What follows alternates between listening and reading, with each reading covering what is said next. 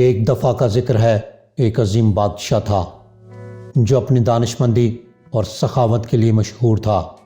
ایک دن بادشاہ نے ایک شخص کی وفاداری اور خدمت سے خوش ہو کر اسے ایک منفرد انعام دینے کا فیصلہ کیا۔ بادشاہ نے کہا، سورج غروب ہونے تک تم جتنی زمین کا دائرہ مکمل کر لو گے وہ زمین تمہاری ہو جائے گی، لیکن خبردار، اگر تم سورج غروب ہونے سے پہلے اپنے نقطۂ آغاز پر نہ پہنچے تو تمہیں کچھ نہیں ملے گا۔ یہ سن کر وہ شخص خوشی اور حیرت سے جھوم اٹھا اور فوراً اپنی مہم کا آغاز کر دیا۔ ابتدا میں وہ ایک مناسب رفتار سے چلتا رہا۔ احتیاط سے وہ زمین کے علاقے کا انتخاب کرتا رہا جو وہ حاصل کرنا چاہتا تھا۔ جیسے جیسے صبح گزر رہی تھی اور سورج آسمان پر بلند ہو رہا تھا، اس کے اندر لالچ پڑنے لگی۔ مجھے تھوڑا اور آگے چلنا چاہیے تاکہ وہ سرسبز میدان بھی میرے علاقے میں شامل ہو جائے۔ اس نے سوچا۔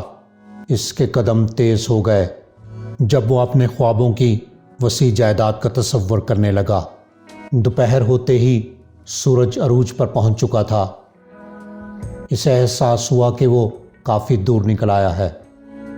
مجھے واپس چلنا شروع کر دینا چاہیے، اس نے سوچا، لیکن پھر اس کی نظر چمکی۔ اس کے سامنے ایک خوبصورت دریا تھا۔ اگر میں اس دریا کو اپنی زمین میں شامل کر لوں تو میری زمین زرخیز ہو جائے گی اور میرے پاس پانی کی مستقل فراہمی رہے گی۔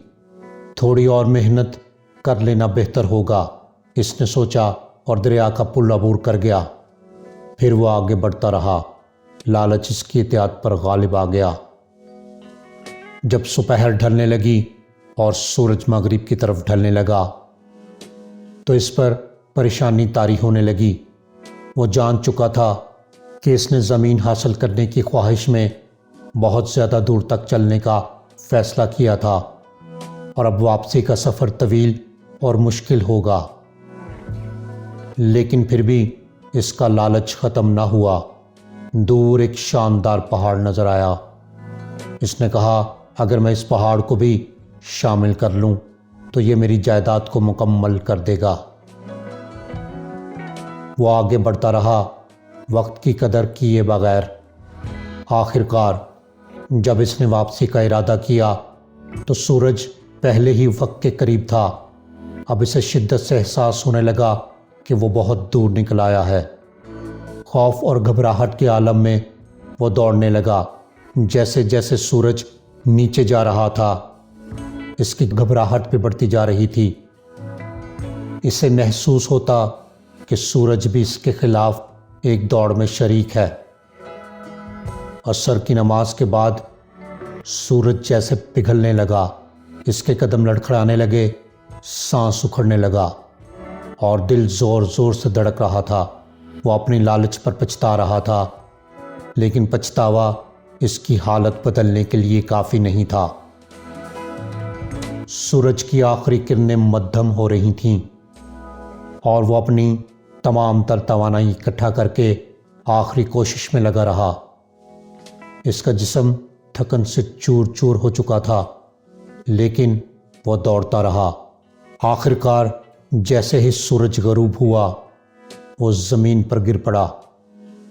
حیرت انگیز طور پر اس کا سر اس کے نقطۂ آغاز کو چھو رہا تھا اور اس کے پاؤں اس کے دائرے کو مکمل کر رہے تھے جو وہ بنا رہا تھا، لیکن اس کے لیے یہ سب بے معنی ہو چکا تھا کیونکہ اس کی جان جا چکی تھی۔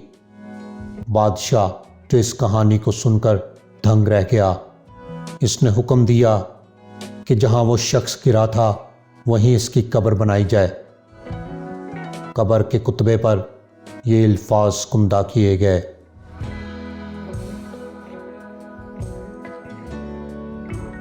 اس شخص کو صرف اتنی ہی زمین کی ضرورت تھی جتنی اس کی قبر کے لیے درکار ہے۔ یہ کہانی بادشاہ کے علاقے میں ایک سبق بن گئی، لوگوں کو یاد دلانے کے لیے کہ لالچ کا انجام بربادی ہے اور زندگی مختصر ہے۔ جیسا کہ عقل مند کہتے ہیں، کتنی بھی دولت یا زمین ہم جمع کر لیں، آخر میں ہمیں صرف اتنی ہی زمین چاہیے جہاں ہم دفن ہو سکیں۔ دعا کریں اللہ ہمیں اس کہانی سے سبق لینے اور آخرت کی تیاری کا شعور عطا فرمائے۔ آمین ثم آمین یا رب العالمین۔